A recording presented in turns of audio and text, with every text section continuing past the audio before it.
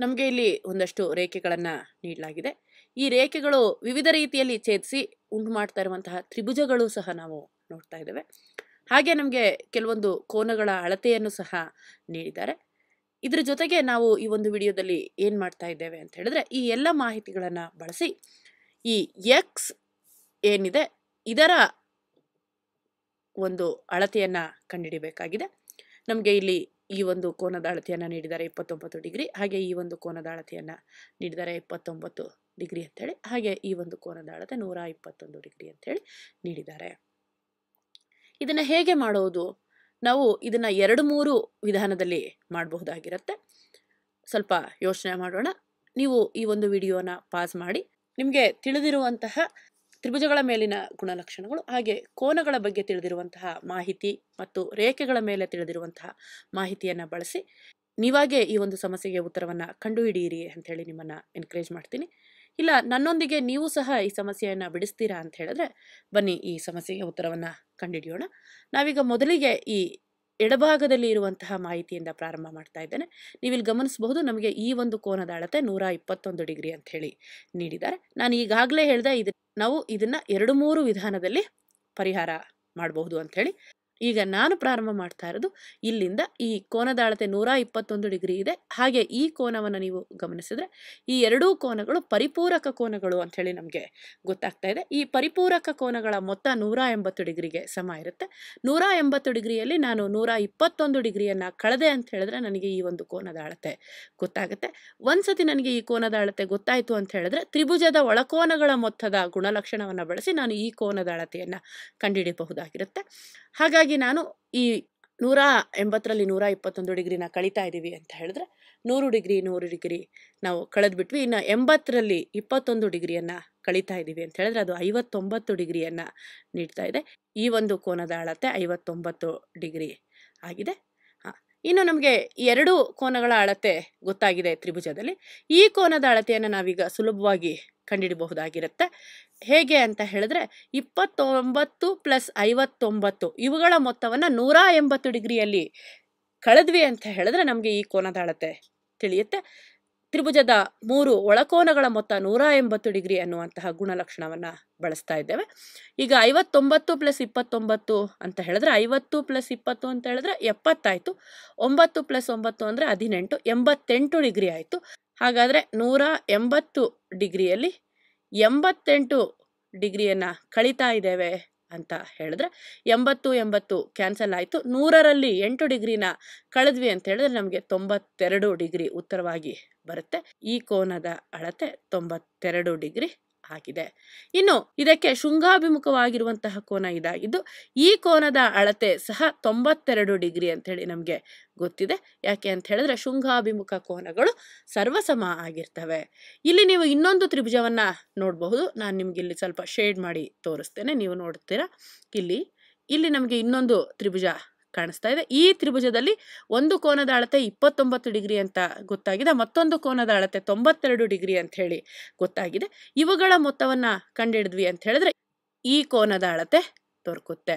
ಇಲ್ಲಿ ನಾವು ಹೆಚ್ಚಿನ ಗಣಿತ ಕ್ರಿಯೆಯನ್ನು ಮಾಡುವಂತಹ ಅವಶ್ಯಕತೆ ಏನಿಲ್ಲ. ಯಾಕೆ ಅಂತ ಹೇಳಿದ್ರೆ ಈ ತ್ರಿಭುಜದ ಕೋನಗಳ ಅಳತೆಯನ್ನೇ ಈ ತ್ರಿಭುಜದ ಕೋನಗಳು ಸಹ ಹೊಂದಿದೆ. ನೀವು ಗಮನಿಸಬಹುದು 29 ಡಿಗ್ರಿ 29 ಡಿಗ್ರಿ 92 ಡಿಗ್ರಿ 92 ಡಿಗ್ರಿ. ಹಾಗಾದರೆ ಇದರ ಅಳತೆ 180ರಲ್ಲಿ 29 ಮತ್ತೆ 92ನ್ನು ಕಳೀತಾ ಇದ್ದೀವಿ ಅಂತ ಹೇಳಿದ್ರೆ ಅದು 59 ಡಿಗ್ರಿಯೇ ಆಗಿರುತ್ತೆ. ಅಥವಾ ನೀವು ಅದನ್ನು ಬರೆದುಕೊಂಡು ಸಹ ಮಾಡಬಹುದಾಗಿರುತ್ತೆ. 180 - 92 - 29 ಅನ್ನೋದು ಈ ಕೋನದ ಅಳತೆ ಆಗುತ್ತೆ. ನೀವಿಲ್ಲಿ ಗಮನಿಸ್ತಾ ಇದ್ದೀರಾ 59 ಡಿಗ್ರಿಗೆ ಶೃಂಗಾಭಿಮುಖವಾಗಿರುವಂತಹ ಕೋನ ಅಂತ ಹೇಳಿದ್ರೆ ಅದು ಎಕ್ಸ್ ಆಗಿದೆ. ಹಾಗಾದರೆ ಎಕ್ಸ್ನ ಅಳತೆ ಸಹ 59 ಡಿಗ್ರಿಯೇ ಆಗಿದೆ. ನೀವು ಮತ್ತೊಂದು ಮಾಹಿತಿಯನ್ನು ಸಹ ಇದನ್ನು ನಿಮಗೆ ಅಡಿಷನಲ್ ಇನ್ಫಾರ್ಮೇಷನ್ ಅಂತ ಹೇಳ್ಬೋದು. ನಾನು ಇಲ್ಲಿ ಏನು ನಮಗೆ ಇದನ್ನು ಪತ್ತೆ ಹಚ್ಚಿ ಅಂತ ಹೇಳಿ ತಿಳಿಸಿಲ್ಲ, ಆದರೆ ನೀವು ಈ ಒಂದು ಚಿತ್ರವನ್ನು ಗಮನಿಸಿದ್ರಿ ಅಂತ ಹೇಳಿದ್ರೆ ಈ ಒಂದು ರೇಖೆ ಏನಿದೆ ನಾನೀಗ ತೋರಿಸ್ತಾ ಇರುವಂಥದ್ದು ಈ ರೇಖೆ, ಇದು ಮತ್ತೆ ಈ ರೇಖೆಗಳೇನಿದೆ ಗಮನಿಸಿದ್ರೆ ನೀವು 59 ಮತ್ತು 59 ಎನ್ನುವಂಥದ್ದು ಎಫ್ ಆಂಗಲ್ ಆಗಿದೆ, ಅನುರೂಪ ಕೋನಗಳಾಗಿವೆ. ಒಂದು ಜೊತೆ ಅನುರೂಪ ಕೋನಗಳು ಸಮ ಇತ್ತು ಅಂತ ಹೇಳಿದ್ರೆ ಆಗ ಆ ಛೇದಕ ರೇಖೆ ಸಮಾಂತರ ರೇಖೆಗಳನ್ನ ಛೇದಿಸ್ತಿದೆ ಅಂತ ಆಗುತ್ತೆ.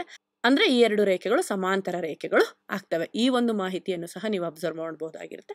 ಈಗಾಗಲೇ ನಾನು ಮೊದಲೇ ಹೇಳಿದೆ, ನಾವು ಇದನ್ನ 2-3 ವಿಧಾನದಲ್ಲಿ ಸಹ ಮಾಡಬಹುದು ಅಂಥೇಳಿ.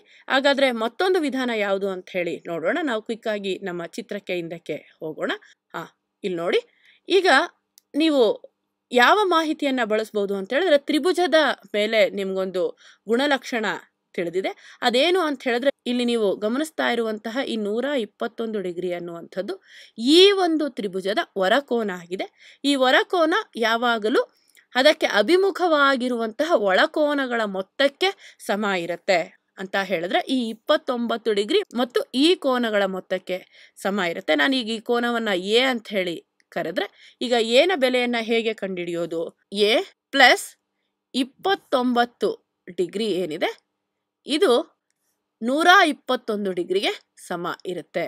ತ್ರಿಭುಜದ ಯಾವುದಾದರೊಂದು ಬಾಹುವನ್ನು ವೃದ್ಧಿಸಿದಾಗ ಉಂಟಾಗುವಂತಹ ಹೊರಕೋನವು ಅದಕ್ಕೆ ಅಭಿಮುಖವಾಗಿರುವಂತಹ ಒಳಕೋನಗಳ ಮೊತ್ತಕ್ಕೆ ಸಮ ಅನ್ನುವಂತಹ ಗುಣಲಕ್ಷಣವನ್ನ ಇಲ್ಲಿ ಬಳಸ್ತಾ ಇದ್ದೇವೆ. ಈಗ ಏನ ಬೆಲೆಯನ್ನ ಕಂಡುಹಿಡಬೇಕು ಅಂದ್ರೆ, ಸಮೀಕರಣದ ಎರಡೂ ಬದಿ ನೀವು -29 ಡಿಗ್ರಿಯನ್ನ ಕಳೆದ್ರಿ ಅಂತ ಹೇಳಿದ್ರೆ, ಆಗ ಏನ ಬೆಲೆ ನಮಗೆ 121 -29 20 ಕ್ಯಾನ್ಸಲ್ ಆಯ್ತು ಅಂತ ಹೇಳಿದ್ರೆ 101 ಉಳ್ಕೊಳ್ಳುತ್ತೆ. 101ರಲ್ಲಿ 9 ಕಳೀತಾ ಇದೀವಿ ಅಂತ ಹೇಳಿದ್ರೆ 92 ಡಿಗ್ರಿ ಬರುತ್ತೆ. ಏನ ಅಳತೆ 92 ಡಿಗ್ರಿ ಅಂತ ಹೇಳಿ ತಿಳಿತಾ ಇದೆ. ಇನ್ನು ಈ ಎರಡು ಕೋನಗಳು ವರ್ಟಿಕಲಿ ಆಪೋಸಿಟ್ ಆಂಗಲ್ಸ್ ಆಗಿರೋದ್ರಿಂದ ಇದು ಎ ಇದ್ರೆ ಇದು ಸಹ ಎ ಇರುತ್ತೆ.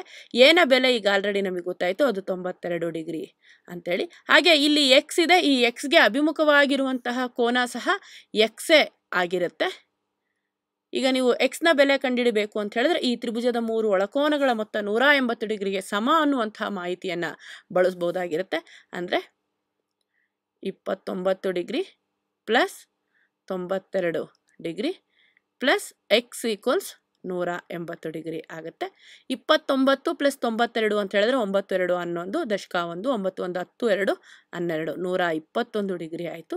ಪ್ಲಸ್ ಎಕ್ಸ್ ಈಕ್ವಲ್ಸ್ 180 ಆಯಿತು. ನಾನೀಗ ಎಕ್ಸ್ ನ ಬೆಲೆಯನ್ನ ಪಡೆಯುವ ಸಲುವಾಗಿ ಸಮೀಕರಣದ ಎರಡೂ ಬದಿ -121 ಸೇರಿಸ್ತಾ ಇದ್ದೇನೆ ಅಂತ ಹೇಳಿದ್ರೆ, ಆಗ ನನಗೆ ಉಳಿದುಕೊಳ್ತಾ ಇರುವಂಥದ್ದು ಎಕ್ಸ್ ಈಕ್ವಲ್ಸ್ 180 ಮೈನಸ್ 121 ಅಂತ ಹೇಳಿದ್ರೆ 100 100 ಕಳೆದ್ವಿ. 80 ಡಿಗ್ರಿಯಲ್ಲಿ 21 ಡಿಗ್ರಿಯನ್ನ ಕಳೀತಾ ಇದ್ದೀವಿ ಅಂತ ಹೇಳಿದ್ರೆ 80ರಲ್ಲಿ 20 ಹೋಯ್ತು ಅಂದ್ರೆ 60. ಇನ್ನು ಅದರಲ್ಲಿ ಒಂದು ಕಡಿಮೆ ಆಗಬೇಕು ಅಂತ ಹೇಳಿದ್ರೆ 59 ಡಿಗ್ರಿ ಆಗ್ತಾ ಇದೆ. ಹಾಗಾದ್ರೆ ಈ ಎಕ್ಸ್ ಕೋನದ ಅಳತೆ 59 ಡಿಗ್ರಿ ಇದೆ. ಹಾಗೆ ಇದೂ ಸಹ ಎಕ್ಸೇ ಆಗಿರೋದ್ರಿಂದ ಈಗ ಈ ಎಕ್ಸ್ ನ ಅಳತೆ 59 ಡಿಗ್ರಿ ಆಯಿತು. ಈ ವಿಧಾನದಲ್ಲೂ ಸಹ ನಾವು ಈ ಎಕ್ಸ್ ನ ಒಂದು ಬೆಲೆಯನ್ನ ಕಂಡುಹಿಡಬಹುದಾಗಿರುತ್ತೆ. ಈ ರೀತಿಯಾಗಿ ಇಲ್ಲಿ ಕೊಟ್ಟಿರುವ ಮಾಹಿತಿಯನ್ನ ವಿವಿಧ ವಿಧಾನದಲ್ಲಿ ಬಳಸಿ ನಾವು ಎಕ್ಸ್ ನ ಬೆಲೆಯನ್ನ ಕಂಡುಹಿಡಿಯಬಹುದಾಗಿರುತ್ತೆ.